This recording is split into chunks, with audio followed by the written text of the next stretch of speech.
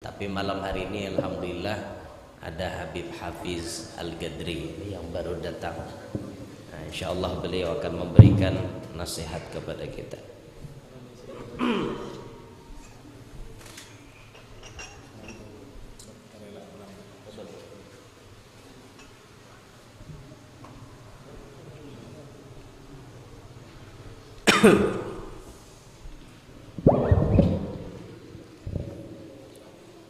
Ya Allah ya Rabb. Pembacaan kitab sudah. Sidin datang, kita dengarkan nasihat Sidin. Langsung aja Pak. Langsung.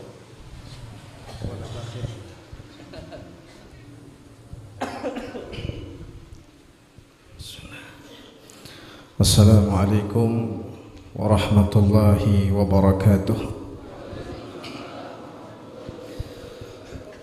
فلرب كل حمد جل أن يحصره العدل ذهبانا بوجود المصطفى الهادي محمد.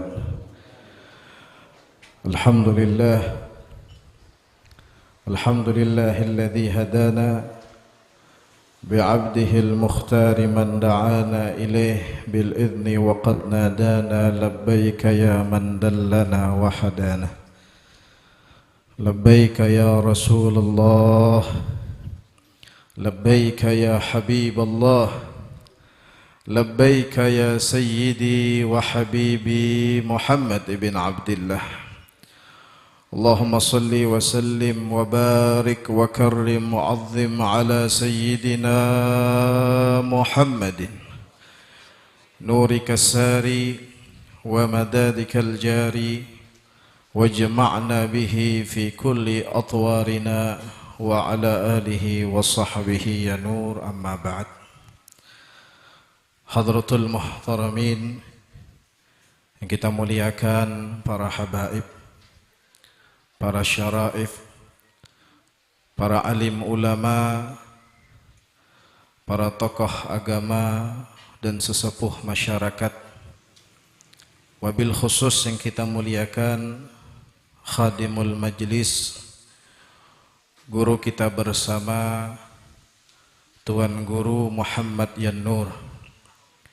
Kita doakan semoga beliau senantiasa diberikan oleh Allah kesehatan dan keafiatan, dan semoga senantiasa diberikan kekuatan dan keistiqomahan di dalam memperjuangkan ajaran nabinya yang tercinta baginda Muhammad sallallahu alaihi wasallam. Amin ya rabbal alamin. Dan segenap para tuan guru yang hadir di dalam majelis yang mulia ini, yang tidak dapat kita sebutkan namanya satu persatu, namun tidak mengurangi rasa hormat dan ta'zim kita kepada mereka semua. Dan hadirin wal hadirat yang dimuliakan oleh Allah Subhanahu wa taala, alhamdulillah, suatu nikmat yang begitu besar, suatu nikmat yang begitu mulia, di mana pada malam ini kita dikumpulkan Allah di tempat yang mulia menjadi tamu baginda Muhammad sallallahu alaihi wasallam. Dan bahkan kehadiran kita di malam ini mendapatkan sesuatu yang lebih dari Allah. Apakah itu? Yaitu dengan diturunkan oleh Allah hujan, di mana setiap tetesan air hujan yang Allah turunkan sekarang menjadi saksi kebaikan bagi kita kelak di yaumil qiyamah. Begitu banyak tetesan air hujan ini, sehingga tidak ada satupun hadirin, siapapun mereka, sepintar apapun mereka, yang dapat menghitung berapa tetes air hujan yang Allah turunkan sekarang. Dan sebagaimana banyaknya tetesan air hujan ini, kita berharap mudahan sebanyak itu jua hajat kita yang dikabulkan oleh Allah Subhanahu wa taala. Oleh karenanya, kadang ada orang-orang kalau sudah turun hujan tambah semangat hadirin. Kalau sudah ada hujan tambah semangat untuk hadir di majelis ilmu. Karena mereka memandang dengan pandangan itu. Di saat mereka hadir di suatu majelis dengan adanya turun hujan tersebut, maka semakin banyak rahmat, kebaikan dan saksi bagi mereka kelak di yaumil qiyamah. Bahkan pernah kami melihat di salah satu majelis ilmu di daerah Jakarta, itu mereka membuat pengajian di tempat yang terbuka, hadirin. Kebetulan malam itu Allah turunkan hujan. Di saat turunnya hujan tersebut, ada beberapa orang yang tidak bergerak dari tempat duduknya, bahkan basah kuyup dengan hujan yang Allah turunkan. Palingan haratan hujan itu turun, yang dipikirkan menyelamatkan HP, benar? Apalagi HP-nya belum lunas membayari. Second pulang. Pastinya itu. Tapi mereka rela basah hujan-hujanan demi apa? Demi keyakinan mereka, hujan yang Allah turunkan di saat adanya majelis ilmu adalah hujan yang bawa kebaikan dan rahmat bagi orang yang hadir di majelis ilmu. Dan sebaliknya, hadirin, orang yang ketika turunnya hujan tadi sedang maksiat, sedang berbuat kemungkaran, sedang lalai, maka sungguh mereka adalah orang yang paling sial di malam itu. Karena setiap tetesan air hujan tersebut menjadi saksi buruk bagi mereka kelak di yaumil qiyamah. Na'udzubillahi min dzalik. Makanya kita berharap mudahan hujan yang Allah turunkan tadi menjadi alamatul qabul bagi kita semua. Menjadi hujan yang membawa rahmat bagi kita, hujan yang menjadikan kita orang-orang yang selalu mendapatkan curahan kasih sayang Allah Subhanahu wa taala. Amin ya rabbal alamin. Hadirin wal hadirat yang dimuliakan oleh Allah Subhanahu wa taala. Sebenarnya di sini ulun tidak pantas untuk berceramah karena banyak para ulama kita, banyak para habaib kita. Namun di sini Al-Fakir hanya ingin mengatakan sesuatu untuk kita semua. Kita sekarang adalah orang yang sangat beruntung. Kenapa? Karena kita menjadi tamunya Rasulullah. Dan siapapun yang menjadi tamunya Sayyidina Muhammad tidak akan pernah pulang dalam keadaan sia-sia. Tidak akan pernah dikecewakan oleh baginda Muhammad. Tidak akan pernah dibuat sedih oleh baginda Muhammad. Siapapun yang menjadi tamunya Nabi Muhammad pasti gembira, pasti bahagia. Kenapa? Karena kita menjadi tamu manusia yang paling dermawan. Kita menjadi tamu manusia yang paling memahami makna kasih sayang. Kita menjadi manusia yang sangat memperhatikan setiap keadaan kita di dunia sampai di akhirat. Ada satu riwayat, hadirin, ketika itu baginda Rasul sallallahu alaihi wasallam kedatangan tamu. Seseorang yang datang dari jauh ingin bertamu kepada Rasulullah.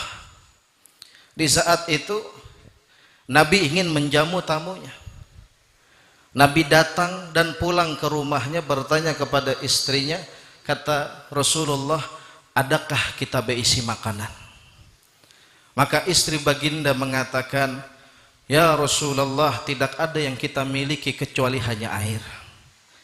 Akhirnya baginda Nabi Muhammad berpindah ke rumah istrinya yang lain dan bertanya, apakah kita punya makanan?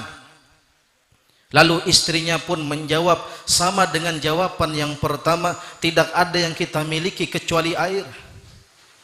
Lalu kemudian Nabi bertanya lagi sampai hadirin 9 istri Nabi Muhammad semuanya mengatakan ma ma'ana illa ma. Tidak ada yang kita miliki kecuali air. Akhirnya Rasulullah pun sedih. Rasulullah pun bingung bagaimana caranya untuk menjamu tamunya. Kemudian Nabi keluar daripada rumahnya dan mengatakan kepada para sahabat, siapa yang akan menjamu tamu Rasulullah? Siapa yang ingin mendapatkan kemuliaan dengan menjamu tamu baginda Muhammad? Akhirnya ada seorang sahabat yang namanya Abu Talhah. Beliau mengatakan, "Ana ya Rasulullah, aku yang ingin menjamu tamumu." Akhirnya senyum Nabi, gembira Nabi. Dibawa tamunya ke rumah Abu Talhah. Sampai ke rumah, Abu Talhah tanya sama istrinya. Kata Abu Talhah, "Wahai istriku, apakah kita punya makanan?" Apa ujar bini Sidin? Ujar istrinya, "Wahai Abu Talhah, yang kita miliki hanya makanan punya anak-anak kita. Dan anak-anaknya masih kecil." Akhirnya kata Abu Talhah, "Kalau begitu, engkau sibukkan anak-anak kita, ajak mereka bermain sampai uyuh, kemudian tidurkan sehingga mereka lupa untuk makan. Hidangkan makanan itu untuk tamunya Rasulullah." Dan bahkan apa kata Abu Talhah? Ujar Abu Talhah, "Ketika engkau hidangkan makanan, tolong kasih juga di depanku tempat kosong, seakan-akan aku pun akan makan bersama tamu. Karena makanan itu cukup hanya untuk tamu." Dan kemudian kata Abu Talhah, "Ketika aku ingin memakan makanan, tolong matikan cahaya. Cahaya lilin itu yang ada di rumah kita, matikan, sehingga apa? Seakan-akan dalam keadaan gelap itu kita makan bersama dengan tamunya Rasulullah." Akhirnya di malam itu hadirin satu keluarga rela kelaparan demi menjamu tamu baginda Muhammad. Di pagi harinya bertemu dengan Rasulullah, dan Rasulullah dari kejauhan senyum, gembira dan bahagia. Dipanggil Abu Talhah, kata Nabi Muhammad, "Ya Abu Talhah, laqad ajiballah min sani'ukumal barihah." Sungguh Allah kagum melihat perbuatan kalian malam tadi. Didoakan oleh Nabi, gembira Nabi, senang Nabi. Kenapa? Menjamu tamu Sayyidina Muhammad. Lalu bayangkan bagaimana jika di malam ini kita yang jadi tamunya Rasulullah. Dan pasti ini tamunya Rasulullah, karena ini perkumpulan baginda Muhammad hadirin. Makanya selagi masih hidup, ambil kesempatan untuk senantiasa menjadi tamunya Rasulullah. Jangan lagi kita acuh dan jauh dari majelis ilmu. Karena semata-mata hadirin majelis ilmu semacam ini diadakan, kemudian guru kita, Guru Yan Nur mengajarkan kita di sini, kemudian yang memfasilitasi majelis semuanya semata-mata ingin menyenangkan baginda Muhammad. Karena tujuan kita dalam hidup cuma satu. Apa? Menyenangkan Rasulullah, tidak ada selain itu. Mau mereka yang rajin ibadah, mau mereka yang rajin sedekah, mau mereka yang melakukan berbagai macam bentuk amal ibadah, semata-mata semuanya niatnya hendak menyenangkan Rasulullah. Karena mereka paham, kalau sudah Nabi Muhammad gembira, maka Allah yang Maha Ahad pasti akan menggembirakan setiap orang yang menggembirakan hati baginda Muhammad. Ada satu riwayat, nama seorang sahabat namanya Abu Ubaidah. Dalam peperangan Uhud itu terdengar seruan yang mengatakan, "Laqad qutila Rasulullah, laqad mata Rasulullah." Sudah meninggal Nabi Muhammad, telah terbunuh Nabi Muhammad. Maka para sahabat hadirin ketika mendengar Nabi telah meninggal, itu adalah musibah terbesar bagi mereka. Di saat mendengar Nabi sudah meninggal, ada salah seorang sahabat namanya Abu Ubaidah, itu membantai semua musuh yang ada di hadapannya guna mencari di mana keberadaan Nabi Muhammad. Kalaupun Nabi Muhammad meninggal, mana jasadnya? Kalaupun Nabi Muhammad terbunuh, mana jasadnya? Dia bantai siapapun orang yang menghalanginya. Demi apa? Demi melihat Nabi benar atau tidak terbunuh. Ketika melihat Rasulullah ternyata masih hidup dari kejauhan, beliau dekati Nabi Muhammad yang sedang diserang oleh banyaknya musuh. Apa kata Abu Ubaidah? Berdiri di hadapan Rasulullah sebagai tameng hadirin. Kata Abu Ubaidah, ya Rasulullah, biarkan leherku, jangan lehermu. Ya Rasulullah, biarkan badanku, jangan badanmu. Ya Rasulullah, biarkan nyawaku, jangan nyawamu. Berdiri seorang diri di hadapan baginda Nabi, menghadapi semua musuh Rasulullah hadirin. Akhirnya apa? Abu Ubaidah terjatuh di atas tanah dengan keadaan dirinya tertusuk puluhan tombak dan tertusuk puluhan anak panah. Dia relakan nyawanya demi apa? Demi menyenangkan Nabi. Dan pengorbanannya tidak disia-siakan oleh Rasul. Ketika melihat Abu Ubaidah meninggal, apa kata Nabi? Wajabat, wajabat, wajabat. Ini orang wajib masuk surga. Ini orang wajib masuk surga. Ini orang wajib masuk surga. Dijamin Nabi masuk surga, diulangi sampai 3 kali hadirin. Rela berkorban nyawa, balasannya dengan lisan Al-Mustafa Muhammad masuk ke dalam surga. Ada lagi seorang sahabat namanya Abu Talhah. Melihat Nabi dalam peperangan Uhud, dahinya Nabi Muhammad itu tertusuk besi hadirin. Berdarah wajah Rasulullah.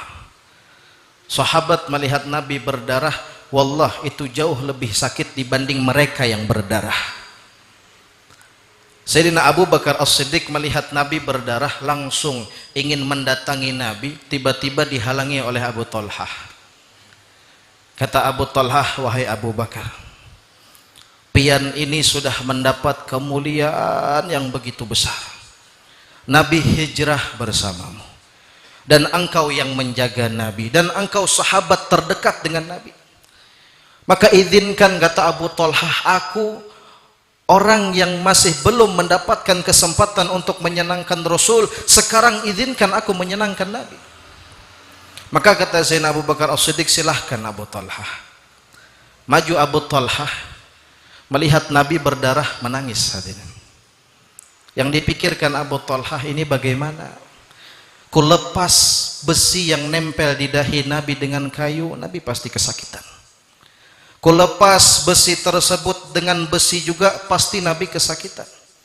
Akhirnya didekatkan oleh Abu Talhah mulutnya, beliau gigit besi itu dengan sekeras-kerasnya hadirin. Saking kerasnya pian besi itu menempel di dahi Nabi Muhammad.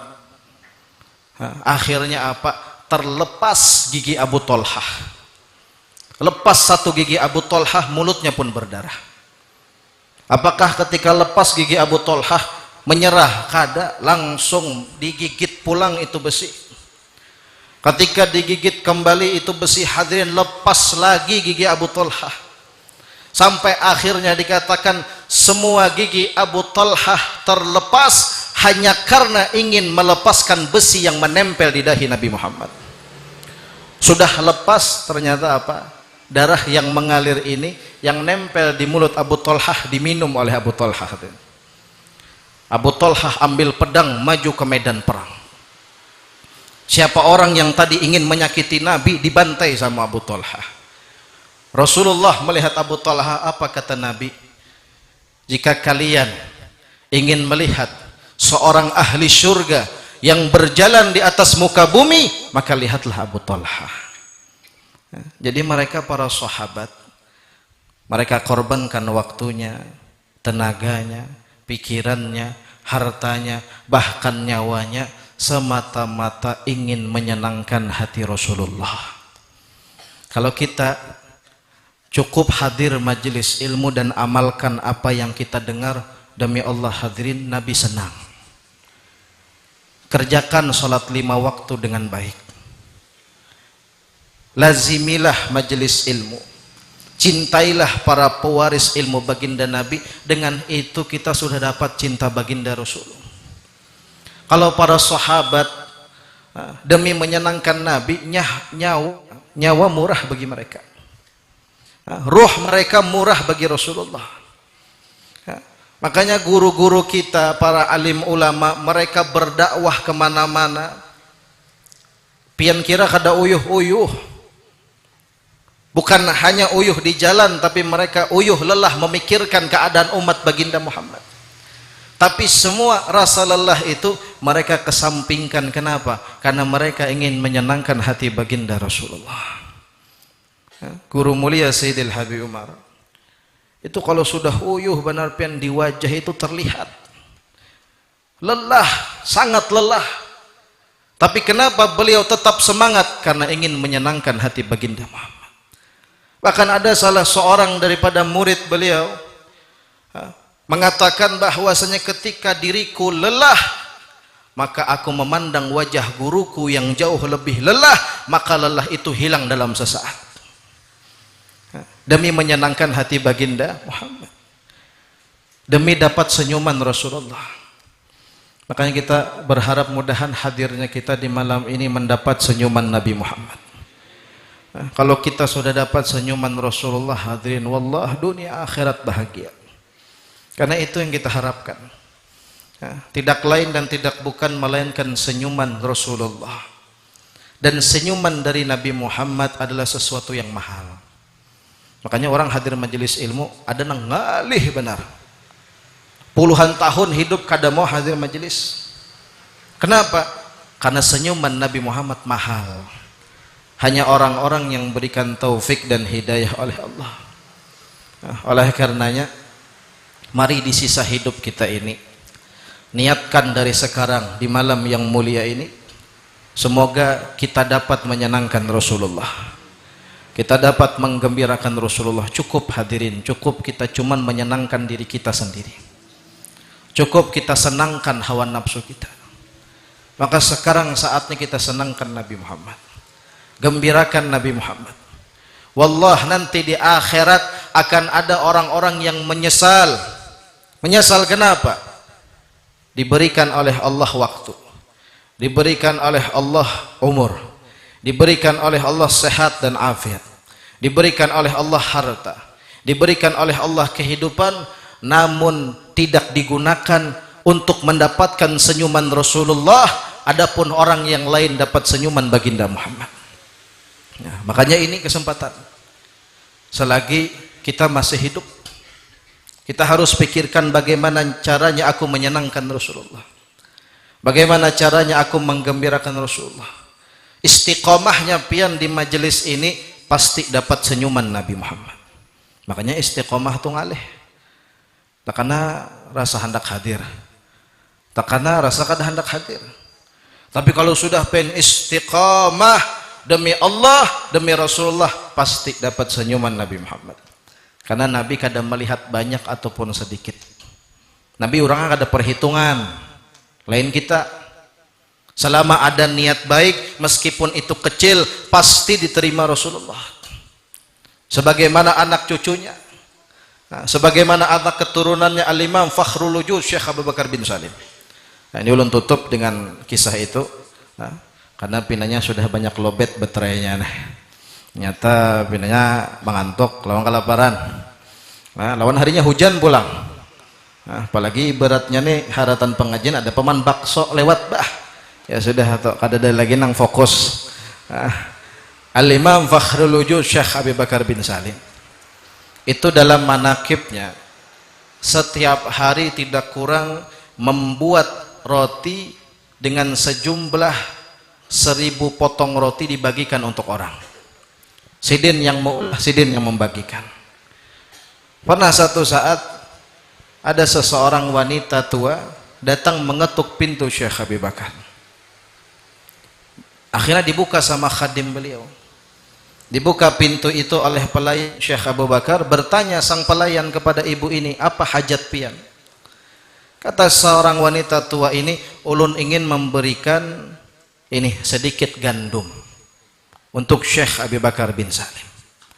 Kata sang khadim, mohon maaf, Syekh Abu Bakar bin Salim baru naik ke kamarnya dan beliau istirahat.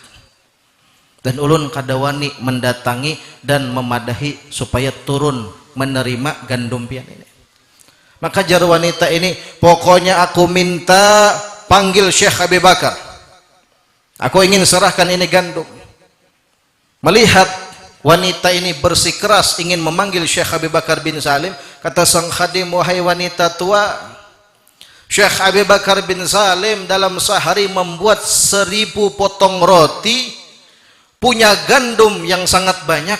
Engkau hanya membawa sedikit gandum, buat apa aku naik ke atas untuk memanggil beliau?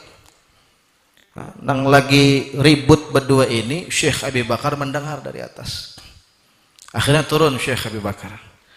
Ketika turun Syekh Abi Bakar bin Salim, beliau tanya kepada khadimnya, ada apa?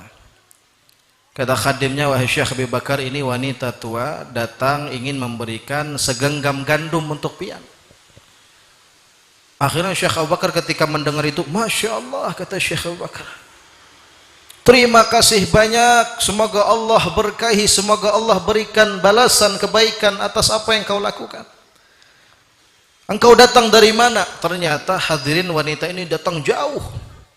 Kata Syekh Abu Bakar bin Salim, Masya Allah, engkau datang jauh dari tempatmu hanya untuk membawakan segandum ini, segenggam gandum. Didoakan lagi, himung pian binian ini. Melihat Syekh Abu Bakar senang gembira. Akhirnya kata Syekh Abu Bakar bilang sama khadimnya, tolong ambilkan sekarung gandum, berikan kepada wanita ini. Ketika sudah pulang wanita ini dengan senang dan gembira, ditegur sang khadim. Kata Syekh Abi Bakar bin Salim, lain kali kalau ada orang yang datang dan memang hajatnya sangat ingin untuk dikabulkan, panggil aku aja saja. Ini warisan daripada datuknya Nabi Muhammad, hadirin. Makanya pian yang hadir ke sini kada bakal bulik tangan kosong, kada bakal bulik sia-sia. Pasti Nabi Muhammad akan membalas kebaikan pian karena menjadi tamunya baginda Muhammad sallallahu alaihi wasallam. Makanya mudahan kita berharap perkumpulan ini menjadi perkumpulan kita di surganya Allah. Sekarang kita duduk bersama dengan anak cucunya, dengan para pewarisnya. Semoga kelak Allah kumpulkan kita duduk bersama Sayyidina Muhammad. Ya Rabb, kami berharap di tempat yang mulia ini meminta kepadamu, memohon kepadamu, ya Rabb, berikanlah panjang umur, sehat, afiat kepada guru kami, ya Allah. Jagalah beliau, peliharalah beliau, jadikanlah beliau seorang umat yang membanggakan hati nabinya Muhammad. Dan kami pun yang hadir di tempat ini, ya Allah, sebagaimana kami memenuhi panggilan Rasulullah, maka ya Rabb, panggillah nama kami kelak di yaumil mahsyar menjadi nama ahli syurganya Allah. Ya Rabb, yang hadir memiliki banyak dosa, ampunilah segala dosanya, ya Rabb. Jadikan yang hadir di sini kau kabulkan hajatnya, kau luaskan rizkinya, kau berkahi kehidupannya. Dan ya Rabb, kami datang ke tempat ini membawa berbagai macam penyakit zahir maupun batin. Jangan biarkan kami pulang kecuali kau sembuhkan segala penyakit kami, ya Allah. Ya Rabb, jadikan perkumpulan ini selalu ada hingga kelak kami berkumpul di dalam syurgamu, ya Allah. Rabbi fanfa'na bibarakatihim wahdina al-husna bihurmatihim wa amitna fi tariqatihim wa mu'afatin minal fitani ya al-ba'alawi syafa'ah kullu kurbah tanjali wa bikum yahlal wilayah كل حاجة قد طب علينا توبة نصوحا زكنا بها قلبا وجسما وروحا وينقلنا من هذه الأحوال إلى أحسن الأحوال بجاه مولى بلال واجعل القرآن حجة لنا لا حجة علينا برحمتك يا أرحم الراحمين يا رب. Kami meminta kepadamu malam ini, jadikan Nabi Muhammad tersenyum melihat kami, ya Allah. Jadikan Nabi Muhammad gembira melihat kami, ya Allah. Jadikan Nabi Muhammad bahagia melihat kami, ya Allah. Jadikan Nabi Muhammad bangga melihat kami, ya Allah. Ya Rabb, manusia yang penuh dosa ini mengharapkan pandangan kekasih-Mu yang mulia Sayyidina Muhammad. Ya Rabb, maka jadikan mata yang mulia itu, wajah yang mulia itu mengenali setiap wajah-wajah yang hadir, sehingga kelak di yaumil mahsyar akan dipanggil oleh Sayyidina Muhammad, akan dipanggil oleh Sayyidina Muhammad, akan dipanggil oleh Sayyidina Muhammad. Ya Rabb, kami selalu meminta kepadamu, jadikan tempat ini adalah sebab kami berkumpul di surga dekat dengan Rasulullah. Rabbana atina fid dunya hasanah fil akhirati hasanah wa qina adzabannar. wa sallallahu ala sayyidina Muhammad wa ala alihi wa sahbihi wasallam. Subhana rabbika rabbil izzati amma yasifun wa salamun alal mursalin walhamdulillahi rabbil alamin. Mungkin ini saja yang bisa ulun sampaikan, kurang lebihnya mohon ampun dan maaf, dan ulun memohon ampun dan maaf sebesar-besarnya kepada guru kami atas keterlambatan, karena malam ini biasanya antara maghrib dan isya itu ada pengajian, dan juga tadi kami di sana membuat donasi untuk korban gempa di Cianjur, jadi agak terlambat tadi. Makanya ulun sudah bepadah lawan sahibul hajah ulun sampat juakah, ditambah pulang tadi truk sing banyak kan. Ini kada kau diapai, mana harinya hujan basah pulang, timbul ulun kada sampai ke sini sampai ke lain habis. Nah, jadi ulun minta maaf, minta ampun, maaf gurulah terlambat. Insyaallah kesabaran pian duduk di majelis ilmu dibalas Allah dengan kemuliaan, masuk surga tanpa hisab. Amin ya rabbal alamin. Hadza minni wa lafa minkum. Wassalamualaikum warahmatullahi taala wabarakatuh. Jazakallah khair Habibana Hafiz Al-Gadri.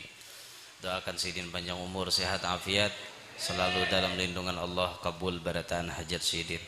Ya Rabbi bil Mustafa balligh maqasidana waghfir lana ma madha ya wasi'al karami. Ya Rabbi bil Mustafa balligh maqasidana واسع الكرم. يا ربي بالمصطفى بلغ مقاصدنا يا واسع الكرم. تقبل الله منكم.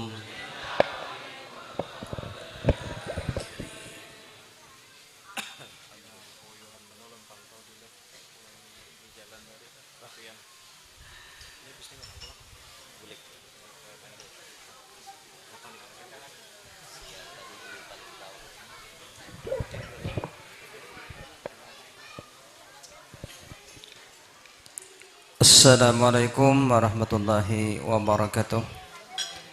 Dalam kesempatan ini kami sampaikan kepada jemaah sekalian bahwa pengajian rutin setiap malam Ahad yang dilaksanakan di Majelis Ta'lim Al-Madani Jalan Cikriwut Kuala Kapuas dalam asuhan Tuan Guru Kiai Haji Ilham Humaidi akan kembali dimulai pada hari Sabtu 3 Desember 2022 pada malam Ahad, diawali salat maghrib berjamaah, kemudian majelis dan dilanjutkan salat isya.